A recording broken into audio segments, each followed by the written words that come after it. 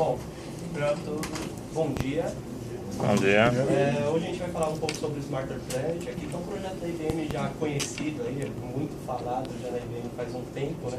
E a gente vai falar um pouco do conceito geral e vamos focar em subprojetos do Smart Planet que vamos falar um pouco mais para frente. Eu sou Bruno Garcia, eu trabalho na própria IBM, sou Software Engineer de Infosphere Information Servers e Stage. Sou formado em bacharel em Sistemas de Informação na FIAP e faço pós-graduação em Business Intelligence na própria FIAP. Eu não sou ele. É verdade, tenho que admitir que eu faço essa confusão. Fala, gente, eu acabei de ver ele passando aqui do lado. Então não me confunda, eu estou de camisa hoje. Vocês tiverem alguma pergunta para o cara de camisa. Então, bom. Sou o Gustavo Felipe, nessa ordem. Eu fiz faculdade também com o Bruno, Sistema de Informação, formei ano passado, estou fazendo um MBA também com ele de BI. Trabalho com o ferramental IBM da casa, DB2 Data Stage, e quando precisar de alguma ajuda já tenho contato direto com o suporte. Bom, vou passar aqui. Esse aqui é um overview da nossa apresentação. Tudo vai aglobar em relação ao Smart Planet, né? Começando aqui pelos prédios, vamos comentar um pouco do consumo da água e energia, sempre então com um conceito de sustentabilidade que vai agregar valor então às Smart Cities, né? Sempre com um conceito de Big Data e Analytics. E focar mais um pouquinho, a gente vai falar mais sobre o gerenciamento de gastos e custos nos prédios, tanto de água quanto de energia, comentar sobre esse consumo, o alto consumo ultimamente. Smart Cities vai focar na construção de soluções mais inteligentes, tanto prédios mais inteligentes e resultando então nas cidades mais inteligentes, sempre com um conceito de sustentabilidade e a questão de analytics, né? Análise de dados para resultar tomar de decisões lá na frente. Bom, aqui o que a gente pode ver, eu peguei um trecho de uma matéria do jornal Folha de São Paulo, uma matéria recente aí, de setembro. Em resumo, o que é relatado nessa matéria? A Jéssica ela quer tirar um pouco de água do Votorantim, um pouco entre aspas, né, do sistema Votorantim, para abastecer São Paulo por causa da seca que a gente está vivendo, né? Só que o problema é que o Votorantim gera energia. Se você tirar a água do sistema de energia, que é o nosso, no caso aqui é uma hidrelétrica, a gente vai ter menos volume de água, que vai acarretar em menos geração de energia. Então a gente vai compensar a água e vai pôr em risco a nossa geração de energia, né?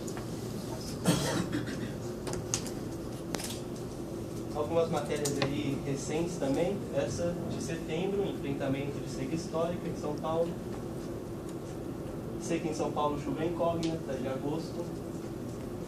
E para um especialista da Unicamp, abrindo São Paulo viverá 2 anos de seca e vai perder o Cantareira. Também uma matéria recente, que a gente pode ver então que é um problema sério, né? A gente sabe que é um problema sério, mas a gente não está levando muito em consideração ainda porque não está tendo racionamento, né? Quando tiver racionamento a gente vai começar a pensar um pouco mais nisso. Então, se vivendo só em Brasil aqui, 37% da água é desperdiçada por falta de infraestrutura, medição, vazamento. Isso gera um prejuízo de 7,4 bilhões de dólares por ano. E a Sabesp ela diz que o consumo médio de água tem que ser de 110, incluindo higiene, lavagem de utensílios, utilização própria. Só que o brasileiro ele chega de 200 para mais litros de água por dia. A gente está mais que o dobro aí. Em relação ao mundo, 36% da produção é perdida, pelos mesmos motivos, falta de infraestrutura, falta de medição e vazamentos. E 5 bilhões de litros de esgotos são desperdiçados na natureza, né, sem tratamento. Isso gera um impacto ambiental aí grande. Em relação à energia, a gente, pelo menos aqui no Brasil, a gente fica muito dependente de condições climáticas, né, porque o nosso grande foco é hidrelétrica. Se não chove, a gente enfrenta a seca, a gente também fica sem energia. A gente sofre impacto ambiental e social por causa de represamento de rio, e apesar de pouco, as hidrelétricas elas emitem gases de efeito estufa, isso sem contar as outras, né, termoelétrica, de carvão e gás, poluição local, afeta a respiração e causa chuva ácida. Isso aqui eu peguei dados da IBM mesmo. Os prédios consomem cerca de 42% de toda a energia gerada. E a IBM estima que em 2025 os prédios serão os maiores consumidores de energia do mundo e os maiores emissores de gases de efeito estufa também. Além de que 30% de todo o custo de operação de um prédio é em cima de energia, né?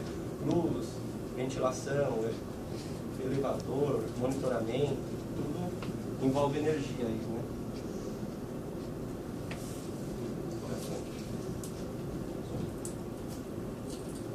Mais algumas matérias aí para mostrar para vocês. O consumo de energia bateu um novo recorde na quarta-feira. Isso foi em fevereiro. E aqui especializa alerta para risco de racionamento de energia ou apagão. Matéria de março. Então, cerca de 10% dos 460 terawatts que são consumidos no país, 10% disso é desperdiçado por falta de medição ou ligamento clandestino. Isso gera um prejuízo de 15 bilhões de reais por ano. Então, sem somar aí os gastos só de desperdício, a gente vê que é bastante dinheiro que o Brasil joga fora, né? Isso sem contar as outras coisas. Então, por que a gente está focando em prédios inteligentes aqui? A gente quer abordar uma melhor qualidade de vida. Muita pessoa me questiona, por que melhor qualidade de vida? Eu tenho um exemplo de um professor meu que eu nunca esqueço. Ele trabalhou inclusive na IBM. Ele falou que uma vez ele viajou para o norte da Europa e estava muito frio. E ele disse que o piso do hotel era piso frio. E ele falou que a temperatura era abaixo de zero. E ele disse assim, como é que eu vou tomar banho? Eu não vou pisar nesse piso gelado. Só que quando ele pisou no piso, o piso estava quente. Eles tinham um sistema de aquecimento do piso frio. Então, melhorar a qualidade de vida. Outra vez que ele voltou lá, ele pedia para regular a temperatura, de acordo com o que ele queria no quarto ou no próprio piso. Na outra vez que ele voltou, o quarto ele já estava resfriado ou aquecido da forma que ele queria e o piso também. Então a gente foca em uma melhor qualidade de vida, eles são mais confortáveis e seguros. A estimação da própria IBM, redução de consumo de energia e emissão de dióxido de carbono em até 50%, de economia de água de até 70%, de economia de água até 50% e diminuição de custo de manutenção em até 30%. Se a gente começar a pensar nessa forma de economizar água e energia, a gente vai ter maior disponibilidade de água e energia em momentos de racionamento. O Estado evitará o desperdício, pode aplicar esse dinheiro em outras coisas, né? Não na cueca, né? Mas no Estado mesmo. E a redução de impacto ambiental, né? Com diminuição de queima de combustíveis fósseis e desmatamento. O nosso foco aqui é prédios inteligentes, né? Não verdes. Prédios verdes, o conceito é utilizar materiais sustentáveis. Nosso foco é em prédios inteligentes para a gente fazer ele funcionar de forma eficiente e integrada. Adaptar os processos internos do prédio, fazer com que ele funcione da forma que atenda a necessidade das pessoas, sendo que a gente passa 90% do nosso tempo diário dentro de um prédio, seja comercial ou residencial, ou uma casa. Então, um incentivo aí de captar água de chuva para reciclagem, por exemplo, pode ser uma forma de transformar um prédio mais inteligente, reciclável.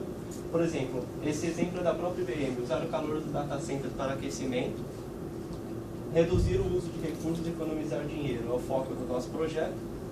Como? Usando um sistema inteligente para automonitoração. Também peguei essa imagem da IBM sobre o Smarter Planet, aqui vocês conseguem ver a quantidade de sistemas que rodam em cima de um prédio, né? Energia, luz, fogo, ventilação, água, elevadores, acesso e segurança. O nosso foco aqui é em água, energia e luz. A gente vai abordar esse energia e luz como um tema só e água como outro tema. Então, como a IBM diz, um prédio é um sistema massivo de outros sistemas. Bom, tudo isso aí que o Bruno comentou, levantou em relação ao alto consumo de água, energia, os problemas de custo que a gente está tendo atualmente. Em paralelo, a gente fez um sistema pensando nesses problemas, né? Pensando em prédios inteligentes. O GAS, Gauge as a Service e Medidor como serviço. Não tem a ver com o cloud computing, a gente só achou o nome bonito. Exato. Bom, o objetivo desse nosso sistema visualização do consumo, né? Tanto para o morador, é uma visão para o morador ele visualizar o consumo dele, tanto por outro lado, com uma construtora, por exemplo, através de comparativos por data local. Com isso, vai acontecer a redução de desperdício de gasto, porque ele vai estar vendo que dia que ele vai gastar mais, que dia vai gastar menos. A gente vai mostrar um pouquinho mais para frente esses exemplos. E aqui na visão consultora, para direcionar novas construções. Solução: tudo começa com os medidores, onde a gente vai ter a captação de informação mesmo. A gente desenvolveu um sistema de data labels com bancos relacional e dimensional. A gente vai detalhar um pouco mais para frente também. A gente usou o conceito de Business Analytics, disponibilizando indicadores e dashboards, né? Isso ajudando na tomada de decisão lá na frente. O desenvolvimento, como eu já falei, tudo começa nos medidores, que essa foi a integração com o hardware, né? Os bancos de relacional e dimensional, a integração dessas bases através dessas rotinas ETL e a base dimensional plugada num sistema de BI com interface web. Aqui a arquitetura geral do nosso sistema, a gente pode ver aqui na esquerda onde tudo começa, né? Onde a gente capta os dados, os medidores, a gente faz uma carga ETL, a primeira rotina ETL para a nossa base relacional, onde tem todo o cadastro dos prédios, moradores, os próprios dados dos medidores, essa primeira carga na base relacional. Aqui a gente tem uma segunda carga para a nossa base dimensional, onde a gente vai fazer todo o tratamento da informação captada dos medidores e dos cadastros também de moradores, enfim. E nessa rotina ETL é onde a gente vai agregar valor aos dados. A gente vai fazer transformações, enfim. Para fechar um ambiente totalmente analítico aqui, nesse ambiente dimensional a gente plugar uma ferramenta de BI, disponibilizando essa informação de consumo e gasto para o morador, e por outro lado, disponibilizando também a informação para a consultora, que seria um conjunto desses prédios aqui em relação a diversos locais, enfim. E aqui o foco seria ajudar na tomada de decisão mesmo, direcionando para novas construções sustentáveis. Bom, chegou a hora de mostrar um pouquinho do nosso sistema. Esse sistema é um protótipo ou já está implementado? A gente implementou ele, mas a gente não implantou em nenhum lugar. Mas ele existe já, tá com a gente. Mas claro que ainda... Você quiser falar que você faz parte do conceito, você é síndico e Dá muita briga esse síndico. Paga com todo mundo. É a resolução da data. Chega uma hora que é. Você pode fazer um business case. Você convence o prédio de que você vai diminuir o consumo de água em 15%, 20%, você não paga o condomínio. Você só administra essa parte, não administra o conjunto todo. Eu tenho uma pergunta. O software que vocês estão utilizando é um software da IBM? Já vocês criaram tudo? A gente criou do zero.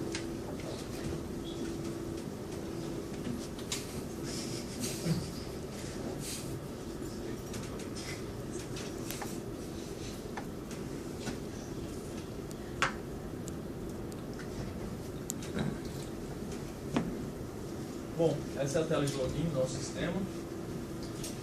Vai plugar aqui no perfil do morador.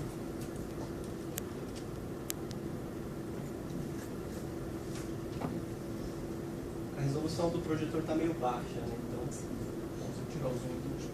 já ajuda. Bom, aqui a tela inicial, né?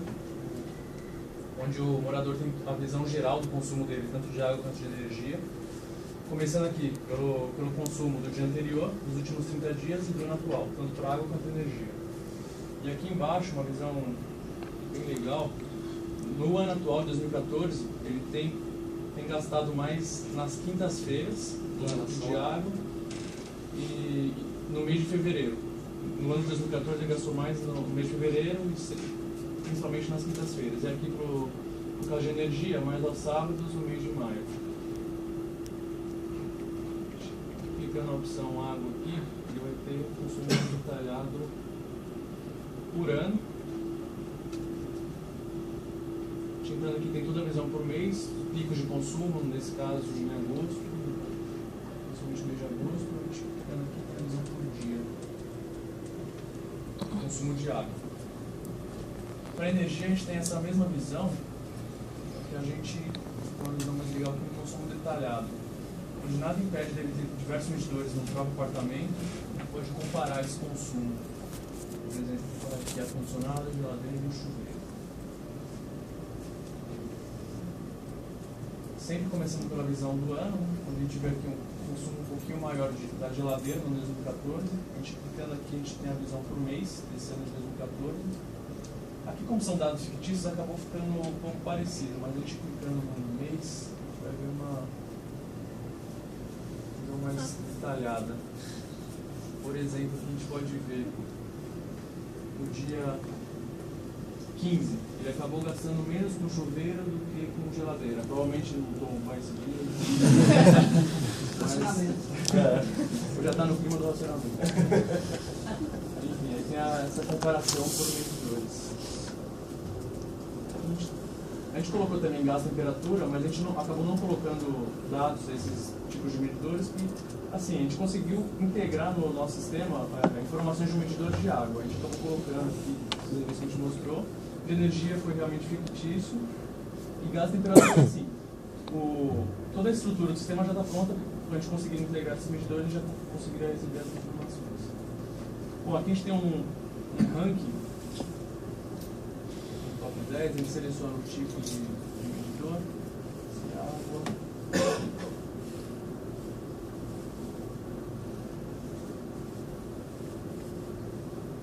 Os melhores consumos de água no mês de setembro, mês passado, em 2014. Bom, nessa visão top 10, a gente tem os 10 melhores consumos. Nesse top 10, o apartamento 51 ficou em 10º lugar e o apartamento 42 foi o que consumiu menos água. De repente, o prédio pode usar uma informação dessa para incentivar, de repente dar desconto para o morador que economizou mais, enfim.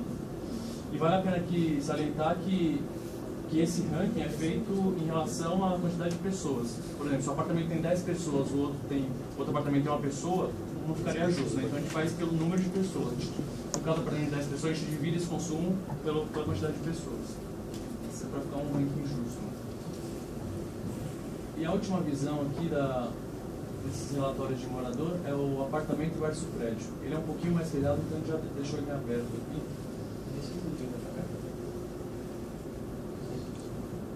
Bom, começa pelo ano, a gente tem a visão do consumo, no caso aqui do apartamento 11, em relação à média do prédio. Então em 2014 vocês podem perceber que o consumo dele está acima da média do prédio. Então já serve de alerta aí para o morador.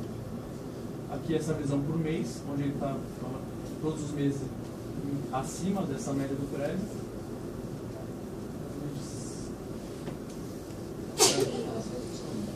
E aqui uma visão por dia, onde a gente vê aqui os picos de consumo sempre acima da média do prédio. Na minoria dos dias ele acabou utilizando menos água do que o prédio, nesse caso. Então no caso do morador já ficar em alerta em relação ao consumo que está bem excessivo. O ideal nesse caso é sempre os apartamentos estar próximos da média do prédio, né? Isso significa que está todo mundo consumindo ali próximo, está todo mundo igual, mas dentro do esperado aí, né? Pela Sabesp Eletropaulo. Só uma pergunta. Como é que é a abordagem do produto, mais ou menos, quanto a plano de execução? Porque o monitoramento em si, se você vê como é que está funcionando, se está gastando mais, se está gastando menos, fica mais no sentido de conscientização. Sim. Mas tomar medidas dentro de um lugar tão heterogêneo, que é um edifício onde tem vários moradores que pensam de várias formas, e até em assembleia é meio complicado. Como é que fica a parte de tomada de decisão, a proposta do produto? Como é que ela aborda isso? Vamos tentar. Eu vou não sei se você vai abordar isso. Pergunta. Eu vou abordar essa pergunta, mas vamos ver no fim, só pra gente não só para controlar o tempo direitinho. Bom, aqui a gente não só lugar na visão construtora.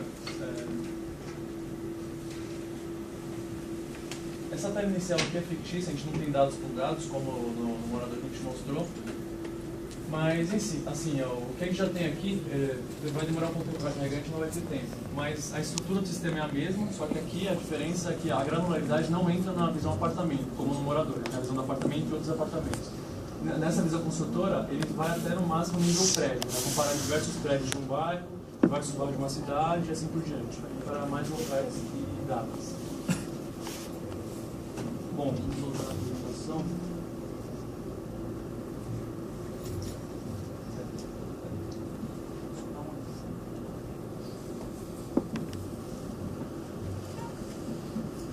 Bom, vou mostrar um pouquinho do background do nosso sistema. Modelo relacional, tradicional, terceira forma normal, tudo mais. E o nosso ambiente dimensional, onde está plugado com a ferramenta de BI. Um modelo de start schema, 3 dimensões, local, data, medidor e a tabela fato com todas as informações desse registro. Aqui é a nossa tabela dados, um modelo relacional bem simples, um ID, as simples informações de data. E onde eu expliquei lá atrás que a gente agregava valor à informação. Por exemplo, aqui o nosso ETL, a gente agregando realmente informação a essa data. Por exemplo, aqui em cima a gente está traduzindo os meses, né, para ficar bem visível para o usuário final, e criando também os indicadores. Final de semana, se aquela data é um final de semana ou não, se é período de férias ou não. Pode muito bem ser implementado no sistema, que já está carregado na base. E aqui no modelo dimensional, já com todas as informações. Dia da semana, se é final de semana ou não, mês, se é período de férias ou não. Bom, mensagem final aí, né, uma mensagem da Sabesp mesmo, ela enumera 7 tópicos aí, sendo que esse primeiro é o que ela salienta mais, né?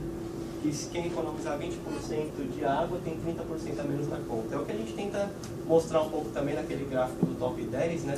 Para mostrar para as pessoas o quanto é importante a economia desses recursos naturais aí. Porque, querendo ou não, a gente tem recursos naturais limitados, né? A gente sabe que isso um dia pode acabar, não sabe quando, mas a ideia é fazer com que ele dure bastante tempo. Então, essa mensagem final da Sabesp aí para a gente linkar com o nosso gráfico do top 10, para mostrar para vocês o quanto é importante ter consciência do consumo. Então é isso, pessoal. Obrigado. Obrigado pela atenção de vocês. Espero que tenham gostado. E agora estamos abertos a perguntas, caso vamos ver a pergunta do nosso colega lá. No final, será no início. No meio, ao longo, será que Então, por favor, repete. Então, a questão de monitoramento, se você faz só monitoramento e não propõe nada, acaba ficando uma questão somente de conscientização. Mas quando se trata... Eu queria saber um pouquinho mais a questão de como é que o produto aborda isso daí, se ele propõe alguma medida e se propõe, como é que ele faz para tratar isso dentro de um ambiente tão heterogêneo, que é, por exemplo, um prédio, que onde as tomadas de decisão vai tudo por assembleia, vai tudo por um monte de coisa, sabe? É muito complexo, porque é muito heterogêneo. O foco do nosso sistema, por enquanto, é mostrar o quanto ele está consumindo, o quanto é esperado pela Sabesp ou pela Eletropaulo, um consumo que a Sabesp ou a Eletropaulo consideram dentro do normal para o brasileiro, para a nossa qualidade de vida, digamos assim. Então, o próprio índex do morador, ele aborda os relógios ali, né? A gente fez um relógio dentro do verde, amarelo e vermelho, para a gente mostrar se o cara está dentro ou fora do esperado da concessionária, né? Então, o foco do nosso sistema é te mostrar o quanto você está em relação ao esperado. A gente diz que é importante os prédios inteligentes ter essa questão, né, de gerar a própria energia ou captar água para reciclagem. Só que eu acredito que isso é muito, muito complicado para você fazer, principalmente em prédios de moradia. Como é o síndico, ele vai chegar lá numa assembleia e vai falar assim: olha, eu vou gastar, sei lá, 100 mil para implantar um sistema de reciclagem de água e vai vir na conta de vocês. O pessoal fala: não, tá de brincadeira, não vou pagar isso. Então, em moradia é muito complicado você implantar um sistema de reciclagem de água, ou de reaproveitamento de calor, ou da própria geração de energia. Teria que ter um incentivo aí, talvez, do governo, né? De imposto, essas coisas. Ou até mesmo de incentivo financeiro mesmo, né? Ah, toma aqui, eu te dou tanto para você investir nessa área. Então, a gente tenta abordar mesmo essa questão de conscientização do apartamento, do próprio prédio. A gente vê se o prédio está gastando muito, se não está. A gente vê se você está consumindo muito em relação ao prédio. Então, o nosso foco é mais essa parte de conscientização mesmo. Mostrar para a pessoa se ele tá consumindo muito ou consumindo pouco, que pouco pode ser bom, né? E qual seria o público-alvo, então? Que tipo de prédio? O público-alvo, esse sistema ele pode ser implantado tanto em prédios comerciais, residenciais, shopping. Ele pode ser implantado em diversos tipos de prédio, né? Mas o foco mesmo é mostrando, se, por exemplo, no prédio da IBM. O prédio da IBM decide implantar isso.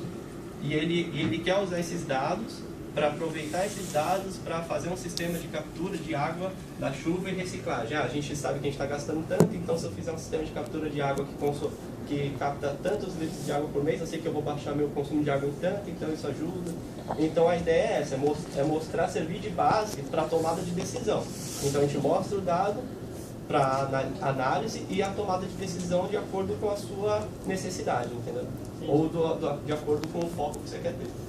Acaba sendo a ferramenta para uma tomada de decisão. A tomada de decisão vai ser analisada de acordo com a necessidade daquele prédio ou daquela comunidade, que seja isso. Agora, quando você falou que as ferramentas usadas, eu entendo que você está usando o CrossFit, nesse caso, para fazer análise dos dados, ou não? A gente não usou uma ferramenta IBM porque a gente não tinha licença, né? Então a gente não queria piratear o produto. Mas a gente usou a ideia de InfoSphere, isso mesmo. Tanto que eu e ele trabalhamos com InfoSphere, por isso que a gente implementou essa ideia, mas a gente acabou não usando. A gente acabou usando uma outra ferramenta que a gente tinha licença para justamente questões legais aí, digamos assim. Depois a IBM bate na nossa porta. Chega um PBC 3. Referente à coleta de dados, porque eu acho que o processo mais difícil é você conseguir coletar os dados. No caso, você quebra esses dados por desperdício, como você consegue determinar desperdício, consumo de chuveiro. Aí, no caso, você teria que colocar sensores em tudo. O de água, geralmente, a gente pesquisou sobre isso, o que a gente pôde ver que está tendo nesses prédios mais novos. Prédios mais novos hoje tem aquecimento em gás, essas coisas, né? Então o que tem? Muitas vezes o aquecimento ele já vem lá de baixo, às vezes pode ser que aqueça lá embaixo, a gente já viu prédios que tem esse tipo. Então o que acontece? Às vezes ele tem 2 hidrômetros. O hidrômetro que a gente conseguiu com uma outra empresa que fez uma espécie de parceria com a gente, ele tem um hidrômetro, ele tem um circuito digital. Esse circuito digital, conforme ele vai passando a água, ele mede, gera dado e a gente consome esse dado e joga na nossa base. E a gente pode programar, a gente não, né? A empresa ela pode programar ele para coletar de quanto tempo a gente quiser. No nosso caso, a gente coleta por dia. Então, por dia, chega lá o registro, ele gera o dado, a gente consome e joga. Por isso que a gente mostra o consumo do dia anterior. Porque, principalmente por causa da nossa limitação de servidor aqui, a gente não consegue fazer um real time. Eu estou consumindo tanto, então seu relógio está lá, assim, ao vivo. Por nossas questões de ferramenta mesmo, limitação de ferramenta e de infraestrutura. Mas o nosso caso é esse, na verdade a gente tinha 2 medidores, um de água e um de energia. A gente acabou integrando o de água, ele gera os dados e a gente joga na base. E o de energia a gente acabou não conseguindo integrar, porque eu trabalhava na outra empresa que tinha esse produto e acabei vindo para a IBM, então eu tive que devolver. Eu não sei porquê, mas eu tive. Aí acabou tendo esse... Mas a gente sabe que existem medidores de energia que geram esses tipos de dados, assim como o de gás e o de temperatura. Então, a única questão é ter um medidor, aí é uma questão de ver qual é a empresa que melhor se adapta a essa questão. Ele gera o dado, a gente consome, trata ele e joga na base. Essa é a ideia. Roberto. Pergunta, quando você diz jogar dado na base, você está falando de intervenção humana ou você está fazendo menção a algum outro sistema que vai fazer isso automaticamente para evitar erro humano? Então, esse medidor que a gente conseguiu integrar no nosso sistema, ele tinha um circuito digital mesmo e ele gera um arquivo. Te ligando ele USB, uma vez por dia ele já gerava um arquivo. Aí ficou fácil da gente automatizar isso, né? O processo ETL, que vai ler esse arquivo uma vez por dia e vai carregar nossa base relacional. Por sua vez, ele vai carregar dimensional e exibir informação direta. Não precisa de intervenção humana, o cara não vai precisar pegar a conta da Sabesp. Ele não vai errar convenientemente, assim. Convenientemente. De repente um engano conveniente. Não. Uma boa pode ser confrontar a sua conta de luz e de água com a Sabesp eletrônica. A gente não vai abrir, a gente não vai deixar o usuário mexer na conta dele ali no nosso sistema, porque a gente não gosta de mão usada. Então tá tudo, as rotinas elas estão automatizadas, tá tudo integrado. Cada unidade, cada apartamento tem a sua entrada de energia lá, o seu reloginho marcando. Mas para você separar por objetos, por geladeira, você teria que ter na tomada mesmo um Smart Object lá para captar isso aí. Já existe isso? Então, a gente pesquisou, existe captadores individuais de consumo. Você pluga esse sistema, digamos assim, na sua tomada. Por isso que aqui a gente aborda vários tipos de medidor, mas, por exemplo, no caso, eu não quero instalar em todos, eu quero só comparar os que eu sei que consomem mais.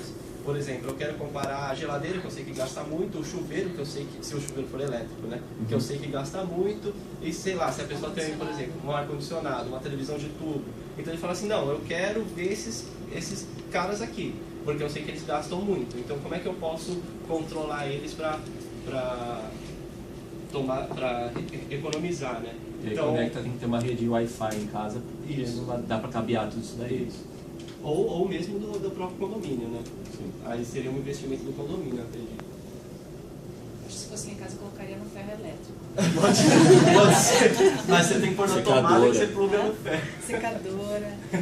Vocês já consideraram trabalhar com Arduino na captura desses dados? Já, a gente considerou, só por questões de tempo que a gente tinha para entregar esse projeto, a gente não focou no desenvolvimento do Arduino, mas a gente viu que é possível fazer essa medição com o Arduino, né? Sim. Não precisa ter um medidor, você pega um sensorzinho lá, 30 centavos e resolve. Sim. Isso, o Arduino, eu acredito que ele vai ajudar muito na parte de energia. Na coleta de dados. Isso, porque aí você consegue colocar nas tomadas que você acha essencial, você coloca esse sisteminha do Arduino e você faz essa coleta. Ele faz uma geração, a gente cria alguma forma aí, teria que criar uma solução de hardware mesmo, né, para integração desses dados. Mas sim, a gente viu que o Arduino é possível, mas a questão de água mesmo, a gente tem um hidrômetro que ele tem um circuito digital, mas nada impede. Mas esse hidrômetro sai muito mais caro do que você colocar o Arduino teria que ver como é que o Arduino ele vai tratar com essa parte de água. Eu acredito que para o Arduino não tenha problema nenhum, né? Porque é um sensor que você coloca lá, ele mede. Sim. Só teria que explorar como é que faria o desenvolvimento do hardware do Arduino, para ver se, para questões de água, é viável, né? Porque como você já tem um produto pronto, como é que você vai justificar a troca desse produto, né? Como é que ele vai ser um produto substituto, sendo que já existiu? Então você tem que provar ali, né? Mas se você fizer uma consolezinha bem feita, eu acho que nada impede de você, por exemplo, você vai ser um competidor aí de nível com um produto que já existe, né? Você fala assim, não, você não vai precisar trocar seu hidrômetro, você só instala no seu próprio hidrômetro de sensor e pronto, acabou. Você vai ter que ter exato. Você vai ter que ter aí uma medida de business mesmo.